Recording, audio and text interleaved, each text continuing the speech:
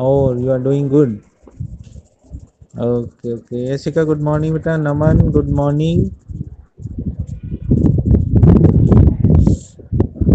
Yashika, good morning. Am I audible to you, beta? Good morning, beta. Okay. Sir, Okay. actually, Sushri Lohan is at my place for practice and she's attending the class with me. Okay. Nishita is also here. Niket. Hmm.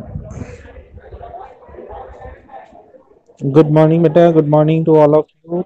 Good morning.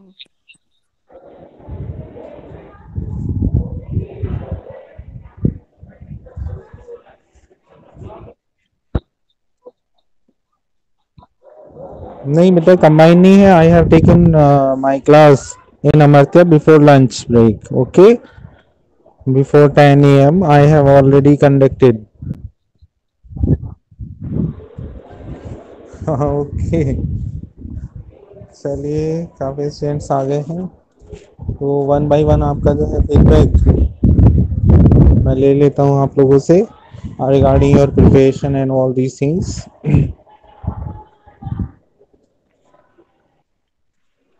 चलिए नंदना भी आ गए. पवन.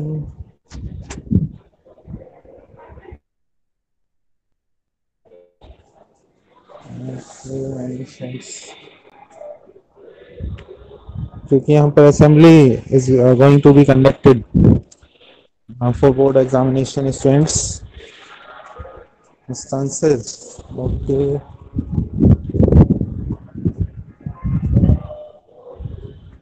Sir, you're not clearly audible. हाँ you are audible now बेटा. Am I audible to you Yashika बेटा? Yes, sir. Okay okay. चलिए कुछ discussion आज हम लोग ये इसलिए है कि डाउट क्लियरिंग सेशन के साथ साथ आपका जो है कॉन्फिडेंस बिल्डिंग भी होना चाहिए. ठीक है. Confidence should be there about your preparation.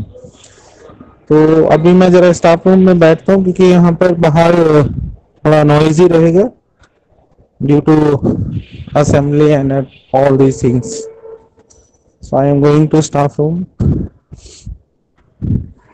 चलिए one by one I am going to ask you about personally about your preparation.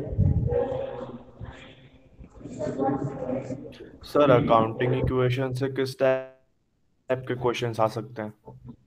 Accounting equation से बेटे आपके जो क्वेश्चन है एमसीक्यू में एक तो आप अकाउंटिंग इक्वेशन चैप्टर में जो आपका पीछे एमसीक्यूज दिए गए हैं बेटे उन पर आपको आपने फोकस करना है. ठीक है. और दूसरा ये है एक क्वेश्चन सिमिलर आएगा बिल्कुल सिंपल वे में आपको कुछ ट्रांजेक्शन्स दी जाएंगी and you have to prepare accounting equation as well. ठीक है बेटे. और सर वो वाले जिसमें प्रॉफिट और लॉस कैलकुलेट करना होता है. हाँ हाँ हाँ. There may be some one और two question from that portion also. 1 minute Kailash. Okay. ठीक है बेटे. आप अपने डाउट्स क्लियर कर लीजिए बेटे बिफोर एग्जामिनेशन. ठीक है. मैंने आपको बताया there are 3 components in accounting equation. First आप तैयार कर सकते हैं फोकस रखें एमसीक्यूज अकाउंटिंग इक्वेशन में चैप्टर. वैसे तो हर चैप्टर में जो एमसीक्यूज दिए गए हैं उन पर काम करना है बेटे आपको. तो एक तो एमसीक्यूज वहां से आपका ऑब्जेक्टिव टाइप जो पेपर है क्वेश्चन है वो तैयार हो जाएगा. दूसरा आपको कुछ ट्रांजेक्शन्स 4 5 6 ट्रांजेक्शन्स देयर में be in your question related to accounting equation. तो वो आपने अकाउंटिंग इक्वेशन शो करनी है. और तीसरा जो आपने अभी पूछा है कि वो जैसे एसेट्स या लायबिलिटीज कैलकुलेट करने के जो क्वेश्चन है उन पर प्रैक्टिस कर लीजिएगा फ्रॉम योर बुक. ओके बेटा. I okay hope sir. That you got your answer. Any other doubt? दोबारा से बता दूं बीआरएस में बीआरएस से मैं शुरू कर रहा हूँ. प्रैक्टिकल प्रॉब्लम्स ज़्यादा इंपॉर्टेंट है. तो एक तो उसमें जो पीछे एमसीक्यू दिए गए हैं कल जो स्टूडेंट्स मेरे साथ बैठे हुए थे और डिस्कस कर रहे थे उनको मैंने पर्सनली बता दिया था. बाकी जो आज क्लास में है I appreciate to all of you कि आप लोगों ने अपना टाइम हमको दिया. और ये पता चलता है बेटे कि हमारी टीम बहुत अच्छी है. ठीक है. तो आज आपको हेल्पफुल होना आपको बेनिफिट होना चाहिए इस सेशन से. तो BRS से मैं शुरू करता हूँ। BRS में देर आर 4 मेथड्स। अब सर ऑब्जेक्टिव कहाँ से तैयार करें, तो भैया बैंक रिकंसिलिएशन स्टेटमेंट में जो आपके एमसीक्यूज दिए गए हैं, ठीक है, उनको आप बहुत अच्छे तरीके से ऑब्जर्व करें, प्रैक्टिस करें। तो similar type of questions will be there in your question paper, ठीक है। तो ये तो हुआ आपका ऑब्जेक्टिव का। सर सब्जेक्टिव, सब्जेक्टिव में बेटे there are only 4 methods. Debit balance as per cash book, may be credit balance as per cash book, means favourable balance as per cash book may be there in your question, और unfavourable question, ठीक है। और दूसरा उसका opposite होता है बेटे, favourable balance as per passbook या बैंक स्टेटमेंट, और अनफेवरेबल। तो उनमें से किसी एक से आपका जो है क्वेश्चन आने वाला है। कुछ 5-6 ट्रांजेक्शन होगी और आपको फेवरेबल या अनफेवरेबल बैलेंस आपको दिया जाएगा, तो वो आपको सॉल्व करके दिखाना है। ये आपका सब्जेक्टिव का क्राइटेरिया है बैंक सर रिकन। ये जीएसटी एंट्रीज कितने के आएंगे, मतलब कितने मार्क्स के आएंगे? जीएसटी का वेटेज बेटे यहाँ पर इंडिविजुअल जीएसटी का जो है वो 4 मार्क्स दिया गया है बेटे, ठीक है, इंडिविजुअल और सर 4 मतलब मार्क्स। जीएसटी में से केवल एंट्रीज ही आएगी और कुछ तो आएगा नहीं? बेटे ऑब्जेक्टिव टाइप क्वेश्चन भी है, एंट्रीज भी जीएसटी से रिलेटेड एक दो जर्नल एंट्रीज आपसे दी गई हैं, और जैसे आपका अदर सब्सिडियरी बुक्स है या कैश बुक है, उसमें एक दो दो एंट्रीज उसमें इंक्लूड करने की कोशिश की गई है कि जीएसटी से रिलेटेड हो भी सकती है और नहीं भी हो सकती है। तो नहीं हो सकती है तब तो कोई प्रॉब्लम नहीं है, लेकिन हो सकती है उसके लिए आपको तैयारी करनी है कि अगर कैश बुक में कोई ट्रांजेक्शन में जीएसटी है, इनपुट है या आउटपुट है, तो उसको कैसे शो करना है। You should be aware, you have to be prepare for that, ठीक है। वैसे तो आप भाई बच्चा ये सोचता है कि भाई बिना जीएसटी के अगर सभी ट्रांजेक्शन्स में किसी में भी जीएसटी ना हो, that will B A favourable situation. हाँ याशिका बोलो, बोलिए बेटे। Sorry to interrupt, but actually there is a electricity fluctuation at my place. Due to which my price is going so I might leave the class in 2 to 3 weeks. Okay बेटे, मुझे ऐसा लग रहा है कि उधर जो आपका कनेक्शन है वो स्टेबल नहीं है, क्योंकि I am you are not audible to me. Yeah, so sir, धीरे बोलो. But I wanted to tell that the internet connection isn't stable and I might leave the class.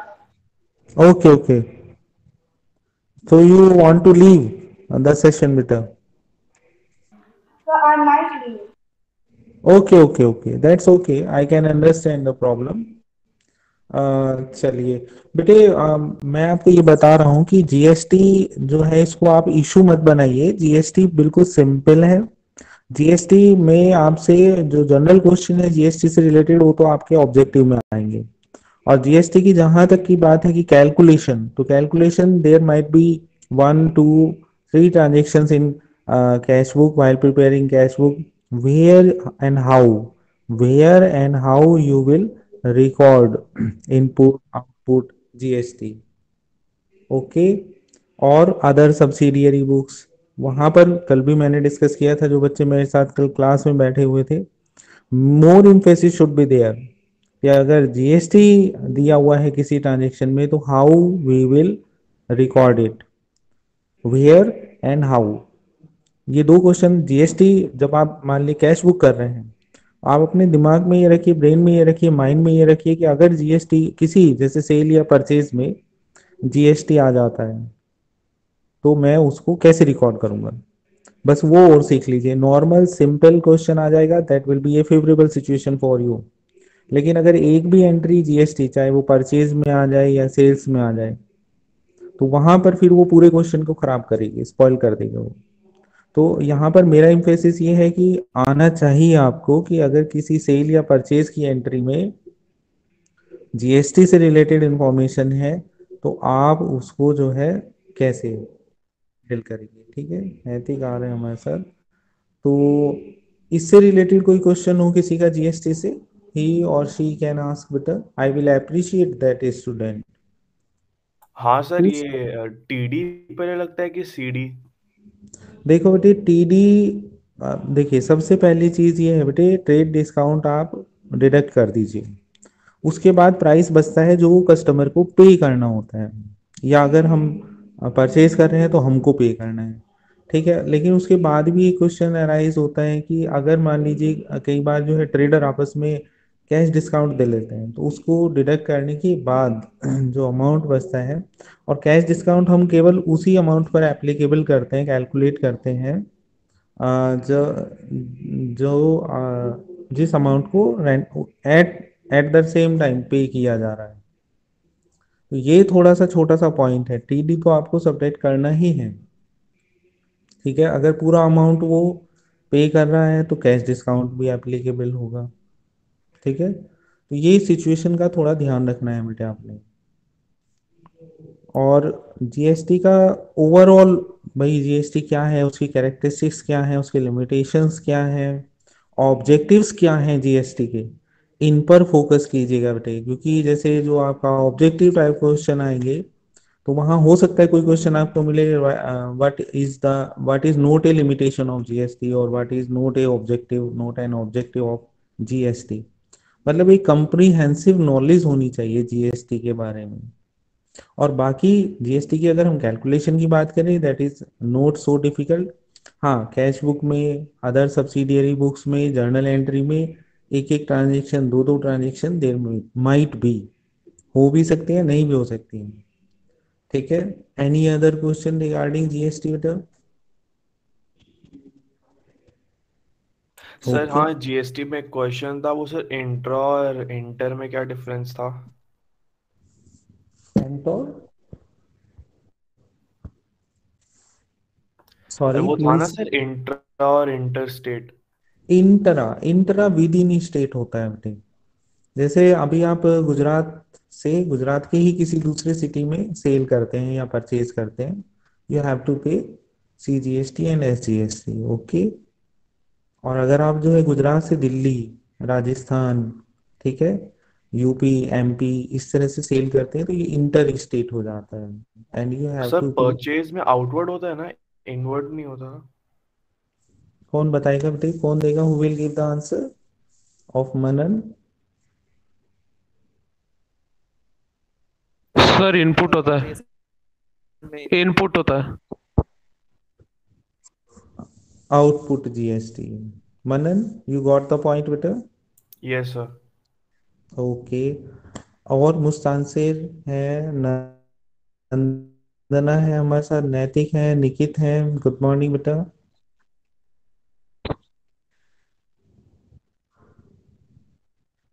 हाँ, अगर रिटर्न करते हैं तो उसका उसका प्रोसेस, लेकिन वो मैंने इंक्लूड नहीं किया है। ठीक है, ये भी आपने अच्छा हुआ अभी पूछ लिया है बेटे।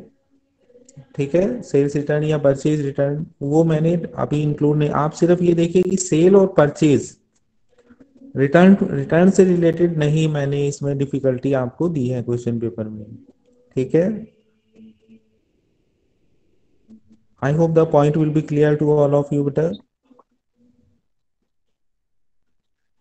हाँ, वो करनी है बेटा, उसकी तैयारी कर लीजिएगा बेटा। सरप्राइजिंगली ऐसा हो सकता है कि परचेज बुक और फिर एक वो आपको दे दी जाए सेल्स रिटर्न बुक, एक या दो ट्रांजेक्शन।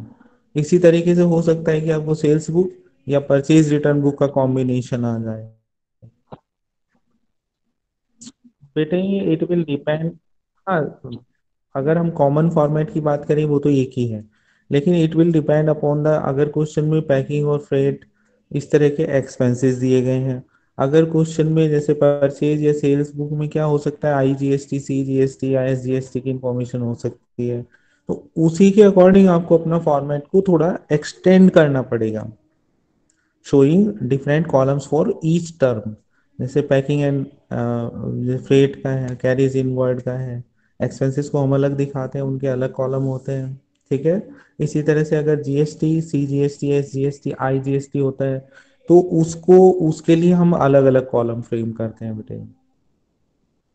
ठीक है, I hope the point will be clear to you बेटा। हाँ बेटे, इसी तरीके से देवांश है, आफताब है, धनंजय है, कौन है हमारे सर ये जो साथ? प्रीपेड रेंट और प्रीपेड सैलरी होता है उसमें क्या एंट्री होगी?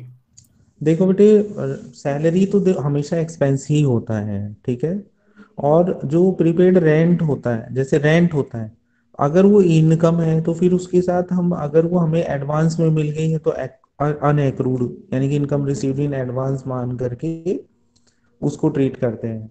तो यहाँ जैसे प्रीपेड, आप आपने प्रीपेड वर्ड का यूज कर लिया, यानी कि आपने नेक्स्ट ईयर से रिलेटेड एक्सपेंस को करंट ईयर में पेड कर दिया है। ठीक है, तो वो क्या बन गई है बेटे, हमारी एसेट बन गई है। कौन बताएगा प्रीपेड से रिलेटेड एंट्री क्या होती है बेटे? जैसे प्रीपेड रेंट का अभी पूछा मनन ने, who will give the answer बेटा?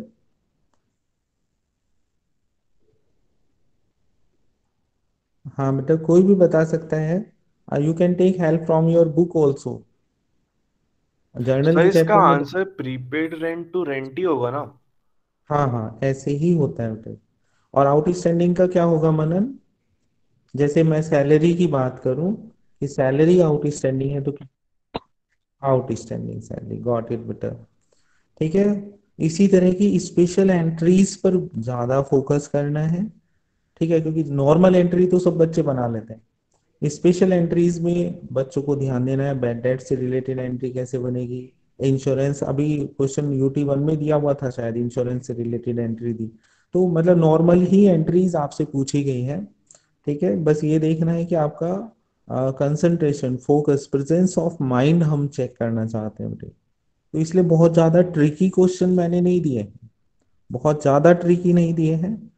एवरेज लेवल यानी मिड लेवल की डिफिकल्टी उसमें दी गई है, एक्सट्रीम डिफिकल्ट क्वेश्चन से बचा गया है, या इस तरह के क्वेश्चन से बचा गया है जहां बच्चे थोड़ा सा स्ट्रेस फील करते हैं कि भाई ये क्वेश्चन जो है ज्यादा हैवी या लेंदी हो रहा है। तो माय विजन इज क्लियर कि मुझे आपकी ब्रेन मैपिंग करनी है बेटे, आपको टीम बना करके एक यूनिटी के साथ मोटिवेट करना है पढ़ने के लिए। अब तक हम काफी नुकसान उठा चुके हैं बेटे, यूटी 1 में आप देख रहे हैं कि कोई बहुत अच्छा स्कोर नहीं था। अब थोड़ा सा मोटिवेशन बच्चों को मिला है, तो श्योरली आई, मुझे तो आपके ऊपर पूरा भरोसा है, सभी के ऊपर, कि अच्छा आप करके आएंगे। ऐसे नहीं कि 3 घंटे प्रोडक्टिव होने चाहिए।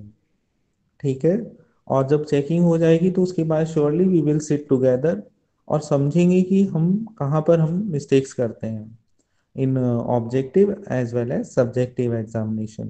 क्योंकि टर्म 2 तो जो गाइडेंस है सीबीएसई की गाइडलाइंस के अकॉर्डिंग सब्जेक्टिव ही होना है, उसमें ऑब्जेक्टिव कंपोनेंट है ही नहीं टर्म 2 में। ठीक है, तो कोई भी आपके मन में किसी तरह का कोई डाउट है तो बेटे you can ask me before examination बेटा। एग्जाम होने के बाद हम पेपर के ऊपर डिस्कस करें, that is of no value, उसका कोई महत्व नहीं है। नंदना, गुड मॉर्निंग बेटा। Am I audible to you Nandana? Yes, sir. Okay बेटा, please give me some information about your preparation.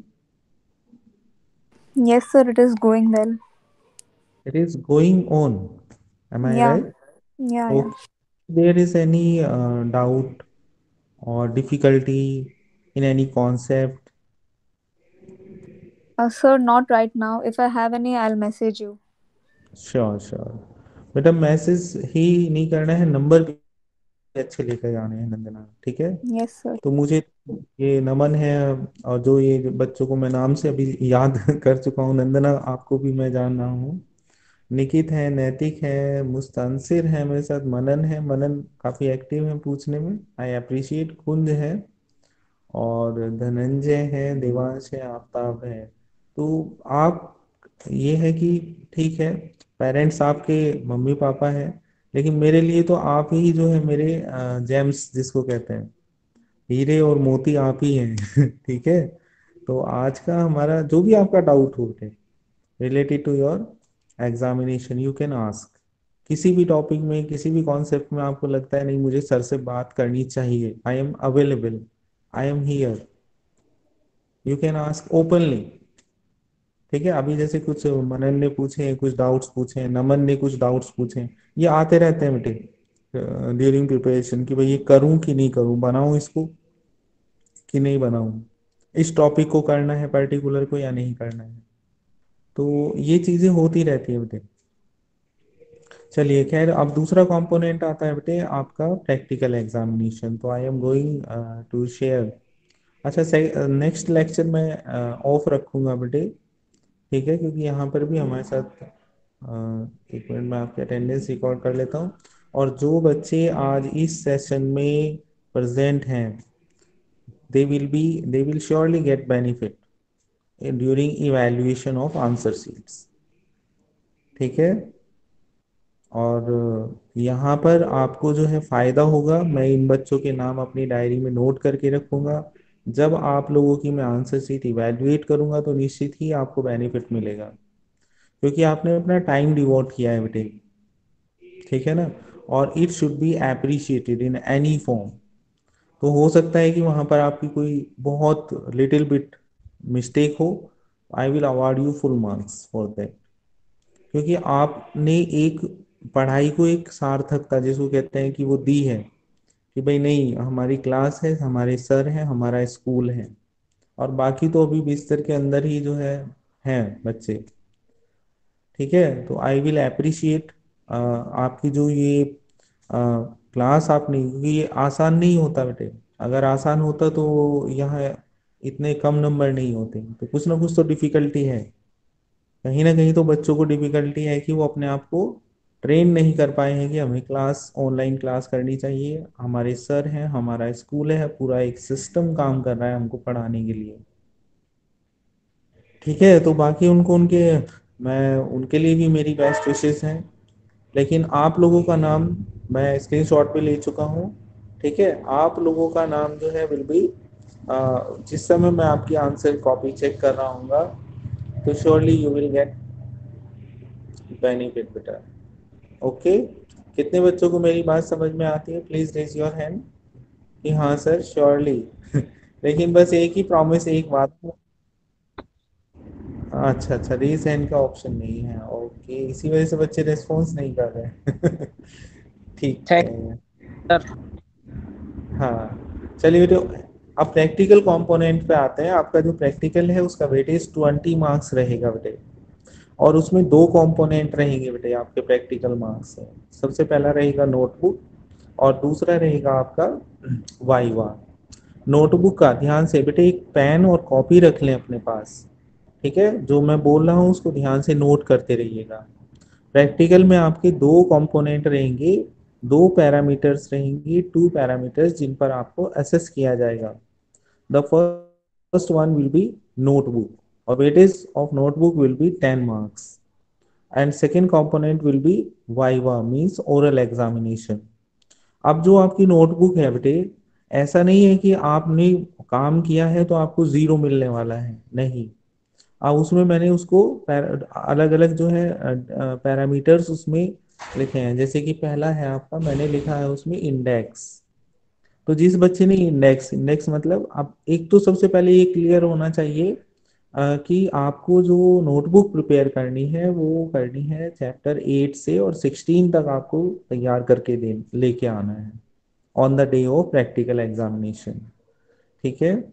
तो जिस दिन आपका प्रैक्टिकल एग्जाम है उस दिन सर आपको डेट क्या है? नोटबुक्स बेटे हाँ मेरा है, लेकिन मैं यही पीरियड ले रहा हूँ बेटे। Second period I will be off. Okay. हाँ सर डेट्स क्या एग्जाम्स की? बेटे that will be shared by CR Kartika ma'am will share the schedule for the practical examination with all of you. Okay बेटा, in your group. हाँ admit card बेटे जिनके जिनकी fees paid है बेटे already, admit card have been shared by those students. ठीक है। अगर चाणक्य, हाँ उसका रीजन ये है बेटे कि शायद जो आपके क्लास टीचर हैं नारायण सर वो देंगे। अब उनका क्या वर्किंग है वो मुझे अभी इस बारे में मालूम नहीं है, but let me check. Okay. Okay Naman. हाँ तो बेटे जो आपकी नोटबुक है उसमें ऐसा नहीं कि आपने चाहे जैसी भी नोटबुक है, इंडेक्स तो बच्चा आसानी से बना लेता है, एक नंबर तो इंडेक्स का आपका कंफर्म है। चाहे आप जहां से भी जो चैप्टर शुरू करते हैं उसमें चैप्टर नंबर और नेम लिखते हैं तो 1 marks I will award for that. ठीक है। तो 2 नंबर तो ये हो गए बेटे आपके 2 मार्क्स। 4 मार्क्स के दो पैरामीटर मैंने और डेवलप किए हैं। वो क्या है? पहला तो ये है कि जैसे मान लीजिए आपका थ्योरेटिकल पोर्शन है, आपका जो है किसी भी चैप्टर का, चाहे वो बैंक रिकंसिलिएशन स्टेटमेंट हो, डेप्रिसिएशन हो, या अगर हम स्टार्टिंग की बात करें, introduction to accounting, basic accounting terms, ठीक है ना। तो ये आपने थ्योरी कंपोनेंट कैसे दिखाया है, मतलब आपने इंपॉर्टेंट डेफिनेशंस को लिखा हुआ है। इसके अलावा जैसे कैरेक्टरिस्टिक्स होती हैं, लिमिटेशंस होती हैं, ऑब्जेक्टिव्स होते हैं, डिफरेंसेस होते हैं, ये सब थ्योरी थ्योरी पोर्शन में आपको देखने को मिलेंगे। तो जैसे आपकी कैरेक्टरिस्टिक्स या लिमिटेशंस या ऑब्जेक्टिव्स होते हैं, तो आप उनका हेडिंग लिखें और एक या दो सेंटेंस में उस हेडिंग को एक्सप्लेन कर दें, दैट विल बी सफिशिएंट। लेकिन होना चाहिए, ठीक है ना। मान लीजिए हम बुक कीपिंग की बात कर रहे हैं, अकाउंटेंसी की बात कर रहे हैं, या हम किसी प्रिंसिपल की बात कर रहे हैं, तो उसे कोई भी व्यक्ति उसको पढ़े, ठीक है, तो उसको वो क्लियर होना चाहिए, उसको वो क्लियर होना चाहिए कि भाई ये टॉपिक एक्सप्लेन किया गया है, आधा अधूरा काम नहीं करना है। अब आपने क्या करना है कि आप रफ में तो प्रैक्टिस कर ही रहे हैं, आप उसको बस फेयर में करें। तो 4 नंबर इस चीज के लिए है कि आपने जो थ्योरी है, तो वो सभी टॉपिक्स को अपने चैप्टर में इंक्लूड कर लिया है। तो रफ में प्रैक्टिस ना करके फेयर में करिए बेटे, ठीक है, that will B benefit for you. अब बाकी 4 मार्क्स प्रैक्टिकल प्रॉब्लम से रिलेटेड है। तो मैं ये चेक करूंगा कि जैसे मान लीजिए आपका बैंक रिकंसिलिएशन स्टेटमेंट है, तो देर आर 4 मेथड्स। तो आप हर मेथड के दो दो क्वेश्चन कर सकते हैं, आपकी प्रैक्टिस भी हो जाएगी और नोटबुक में काम भी पूरा हो जाएगा, ठीक है। नोटबुक में काम भी पूरा हो जाएगा आपका। तो जो आप रफ में कर रहे हैं बस उसको फेयर में कर लें, ठीक है ना। तो ये आपका कंपोनेंट है 4 मार्क्स आपका। तो सभी टॉपिक्स, चाहे वो बीआरएस है आपका, डेप्रिसिएशन है, इसके अलावा आपका जो भी ये न्यूमेरिकल्स वाले चैप्टर है, जर्नल एंट्रीज है। अब जर्नल एंट्रीज में जैसे अभी कुछ बच्चे मुझसे पूछ रहे थे कि सर हम एक ही क्वेश्चन ऐसा देख लेते हैं जिसमें सभी तरह की एंट्रीज आ जाए। ऐसा पॉसिबल ही नहीं है, क्योंकि बहुत सारी एडजस्टमेंट, बहुत सारी एंट्री हैं, ठीक है ना। आप इससे अच्छा ये है कि जैसे एक ग्रुप दिया हुआ है 6 या 7 एडजस्टमेंट का, ठीक है, एंट्रीज का, उसके बाद क्वेश्चन इलस्ट्रेशन से वहां से पिक कर सकते हैं। तो इस तरह से 5-6 क्वेश्चन कम से कम आपको लगेंगे, आपकी प्रैक्टिस भी हो जाएगी और आपका नोटबुक भी वर्क भी कंप्लीट हो जाएगा। तो इस तरह से 10 मार्क्स आपके नोटबुक का असेसमेंट होगा। वाइवा में हर एक बच्चे से को एक शीट मैं दूंगा, क्वेश्चन पेपर, उसमें 5 क्वेश्चन होंगे, there will be 5 questions at the rate of 2 marks for each, ठीक है। हर एक क्वेश्चन का वेटेज 2 मार्क्स रहेगा। एक मेरे पास शीट रहेगी जिसमें 5 कॉलम्स होंगे आपके नाम के सामने। आपने 5 out of 5 question you answered only 2 question, I will put right marks in 2 columns, ठीक है, अलॉन्ग विद योर नेम। बाकी 3 पर हम क्रॉस कर देंगे कि आपने 3 क्वेश्चन के आंसर नहीं दिए हैं। Accordingly marks will be awarded for the right tick. I hope the point will be clear to all of you. Any doubt regarding your practical examination बेटा? कुछ भी नो है सर। आप अभी पूछ लीजिए। Nandana, everything is clear to you बेटा? Yes, sir. Okay Naitik? Yes sir. तो कौन से चैप्टर से नोटबुक स्टार्ट करनी है? हाँ हाँ, एक वाइवा ओरल एग्जाम का लिखा था मैंने। हाँ, चैप्टर 8 से बेटा, chapter starting from chapter 8 okay sir. Journal से बेटा, और प्रोविजन एंड रिजर्व तक आपको काम करके दिखाना है। नहीं बेटे, वो टर्म 2 के लिए है चैप्टर, टर्म 2 के लिए है बिल ऑफ। हाँ हाँ, आपको प्रोविजन एंड रिजर्व तक जाना है, ठीक है। बिल ऑफ एक्सचेंज उसके बाद आता है। एम आई राइट नमन? हाँ, तो that will B bill of exchange will be assessed during term 2 examination, ठीक है। और अच्छा, ये जो वाइवा के लिए जो चैप्टर्स हैं वो सभी चैप्टर्स से वाइवा नहीं हो रहा है, ओरल एग्जाम आप नोट कर लीजिए बेटे। Chapter 1, chapter 2, chapter 3 and chapter 16, there will be questions from these 4 chapters only. आपके ओरल एग्जाम का मैंने वेटेज मतलब वेट कम कर दिया है, स्ट्रेस कम कर दिया है, दोबारा से रिपीट कर रहा हूँ। चैप्टर 1, चैप्टर चैप्टर 3 और chapter 16 provision and reserves. Am I right बेटा? हाँ, तो आपको है ना इनकी बहुत अच्छे से तैयारी तो आपने बनाई रखी, कर रहे हैं बेटे, लेकिन उस दिन आपका परफॉर्मेंस रिकॉर्डेबल होना चाहिए, रिमार्केबल होना चाहिए बेटे। यानी कि अगर मैं नमन का वाइवा ले रहा हूँ, ओरल एग्जाम ले रहा हूँ, तो इतना अच्छा होना चाहिए उसका प्रेजेंटेशन, उसके आंसर इतने अच्छे होने चाहिए कि अगर मैं रिकॉर्ड करके सुबोध सर को दिखाना चाहूँ या हर्ष सर को दिखाना चाहूँ तो I can easily make it. Are you getting my points बेटा? Kunj, Yes, sir. धनंजय? हाँ, तो बेटे मुझे तो एक टीम बनानी है, और इसीलिए जो बच्चों का आज मैंने स्क्रीनशॉट लिया है इनका, जब आपकी आंसर शीट चेक करूंगा तो surely I will give some benefit to all of you, क्योंकि आपने एफर्ट किया, आपने टाइम दिया है। You understand the value of teacher education system. आप ही लोग हैं, चाहे कोई कुछ भी कहे, लेकिन इतना तो मैं कह सकता हूँ कि ये ग्रुप ऐसा है जो आगे जाकर के कुछ अच्छा करने वाला है। ठीक है, बाकी तो ये है कि सब अपनी धुन में है कि बस ठीक है, चल रहा है जैसे चल रहा है। हाँ, आफ्टर एग्जामिनेशन, अभी बिफोर एग्जामिनेशन टीचर के साथ कोई कनेक्शन नहीं है, स्कूल से उनको कोई लेना देना नहीं है, लेकिन आफ्टर एग्जामिनेशन फिर आएंगे पीटीएम वाले दिन, सर यहाँ मार्क्स क्यों कम हो गए, अभी कोई पूछना नहीं चाहता है ना। अब बाद में मैं क्या कर सकता हूँ, after checking the copies, after examination क्या होता है, डिस्कशन नहीं होता है, आर्ग्यूमेंट हो जाता है। मैंने ये लिखा है, मैंने ऐसा लिखा है। अब मैंने हर बच्चे को पर्सनली बुला बुला करके ये अप्रिशिएट किया, उसको मोटिवेट किया कि भाई तुम जो सब्जेक्टिव में आंसर लिखते हो उसको मुझसे चेक करा लो एक बार, कि सर मैं ऐसे लिखता हूँ, उसमें कहीं मिस्टेक है तो मैं अभी बिफोर एग्जाम उसको रेक्टिफाई कर सकता हूँ, सुधार सकता हूँ, कुछ पॉइंट्स बता सकता हूँ अच्छा लिखने के। लेकिन very sorry, I am very sorry to say कि किसी भी बच्चे ने ऐसा इनिशिएटिव नहीं लिया कि वो सर के साथ बैठे और समझे इन बातों। बाकी कुछ बच्चे अभी बहुत बहुत अच्छा इनिशिएटिव उन्होंने लिया है, वो ग्रुप में मेरे पास आ रहे हैं, पूछ रहे हैं। तो हाफ ईयरली एग्जामिनेशन के बाद बेटे हमें ड्रेस्टिक जो है चेंजेस लाने हैं, ठीक है, प्रिपरेशन के लिए। अब आप हेल्पलेस महसूस ना करें, you should not be feel helpless, there is a faculty for you, train faculty. तो बस कॉन्फिडेंस होना चाहिए। अगर आप, मैं हमेशा कहता हूँ be in touch, stay connected, ठीक है। तो वो तभी जब ऐसा होता है टीचर के साथ, अभी कितने बच्चे जो है बस अपना, कोई कनेक्शन नहीं है, कोई ज्वाइनिंग नहीं है क्लास की। अब बाकी आपका कोई क्वेश्चन है बेटे? नमन है, नंदना है, नैतिक, नितिक, पवन। पवन गुड मॉर्निंग बेटा। हाँ पवन गुड मॉर्निंग बेटा। Good morning, sir.